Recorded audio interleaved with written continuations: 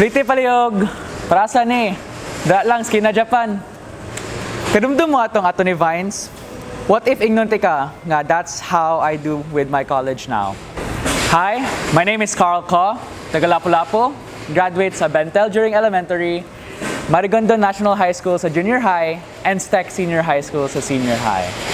Where am I now? College. Niagyato ko sa Osaka University called Minerva University, where ang mga students is moatog 7 different countries in the span of 4 years. That's 4 years. And why is this a thing? So as we know today, education is evolving, and the best way to learn is through experience. That's why Minerva gives us a chance to go through 7 different metropolitan countries to experience different cultures and engage with the community. I just finished my first year sa San Francisco, and nag-prepare na ko ron para sa akong second school year, spending 1 semester in South Korea and another semester in Germany. But that's not all. Sa akong third and fourth year, moagi pa kog India, Argentina, Taiwan, and London. Minerva is not a traditional university, manggod. Murag unconventional jud sila. In fact, it's like dili kayo sila hilig anang mga memorization, kana mga multiple questionnaires, exam, nga pag human exam, kalimtan good. Minerva is all about essays. In fact, I don't think I should be calling it essays, but rather, it's really speaking your mind. But the best part of that is na jud kayo makuha nga one-to-one feedback from professors all around the world. I've got professors from gikan Harvard nga tenure na unta, like permanent role of teaching na unta, but she transferred to Minerva because she applauded the unconventionalness and the uniqueness of the learning model. I even have one from McGill University, so that's from the US and Canada, giving me individual feedback, not correcting me on how I should think, but rather guide me on the way to even make my thinking better.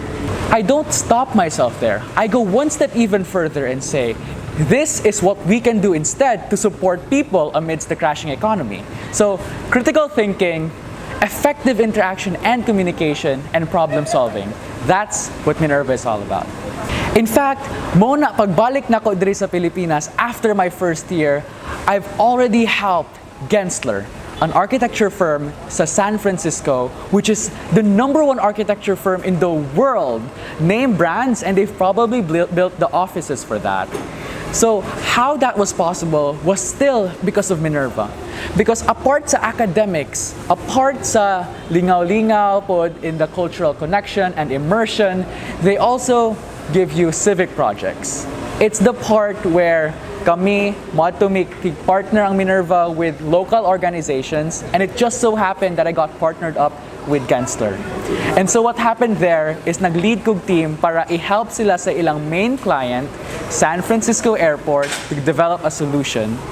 And the best part is ang kana nga solution is very, very applicable sa diri nato sa Mactan International Airport. And that's how I came back, not only with knowledge and being like a better human being as a whole, but I come back with something to give and return and contribute sa Lapu-Lapu City. So, grabe jud no, ang power of education. Once you learn something, you can go back, apply it there, and then not only are you helping country A, where you're from, but you're also helping your home country and helping them grow economically. After the first year of Minerva, which consists of a critical thinking course lang jud, what I'm doing for my second year and beyond is finally choosing my major. So I chose computer science as my first major with a concentration on artificial intelligence and software engineering. But I also chose a minor which involves neuroscience. Why? Because my dream is to become a neural engineer. In case you don't know what that is, it's engineering with the brain. So to give you an example, just 3 weeks ago, scientists from Switzerland helped a guy who was paralyzed. Naguba dyan ang spinal column, dili makalakaw. They helped him walk again. How? Imagine Google Translate in your brain, converting ang messages from the brain to language that a robotic leg can understand. That's what they did, and that's one of the many applications. As successful as my story sounds, daghan kayong sakripisyo nga nahitabo behind ani. And as I share my messages with the youth, to my audience, and even to existing professionals na, jokes aside, as successful as my story sounds like, daghan kayong sakripisyo na nahitabo in the background. And I know that us upcoming professionals, kamo mga youth, and also even existing professionals, you have to deal with sacrifices, Jud, every now and then. And kita Filipinos, we're resilient ba ya? But what's the secret ingredient behind that resilience? Before reaching Minerva, before getting the jobs that I got, have faced many rejections. And I know it's balik-balik na siya, cliche, mo lagi, why? And then resilient, get back up on your 2 feet. But hear me out. It's very, very effective to know why you do what you do. Does that mean that after you find your why, life is over? No. That's the beauty of life. So my coping mechanism was to always just jump back up on your feet and just apply to all colleges. Bahala na, I just want to get to a country where I can learn and I can do neural engineering. So what I did when I was in STEC was I started an initiative called Padayon Ko, wherein wala man ko existing databases sa mga available scholarships here sa Philippines. And given my, I would even say, anger, my desire to fill up all scholarships possible, kay mo lagi na waitlista na noon, I made Padayon Ko, and I am happy and proud to say nga Padayon Ko has been adapted to STEC para ma-appeal silang SSG, and then naay more sections nga makago and become international scholars.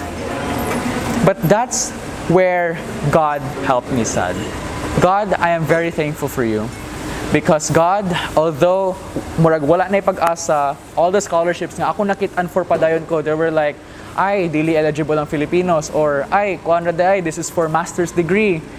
God helped me through His instrument, usa ka random Facebook person who messaged our initiative and said, uy, you should check out Minerva University because this university helps you travel around the world and dili kayo siya typical academic memorization. And the best part is, pwede pa ka ma-scholar. And so God gave me that opportunity on the last week of enrollment sa Minerva. And God really helped me go through everything. Legal stuff like visa, passport, ang mga walay slot na automatic yung appear. And the biggest one was becoming Mayor Ahong Scholar. Kaya although na siya scholarship, murag a bit of a portion lang siya. And so that's where Mayor Ahong helped me, which I am very grateful for.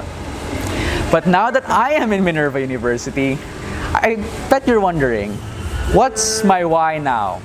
What's the why of a student that travels around the world to learn? What do they ask for more? And I guess this is where my third why comes in, neural engineering.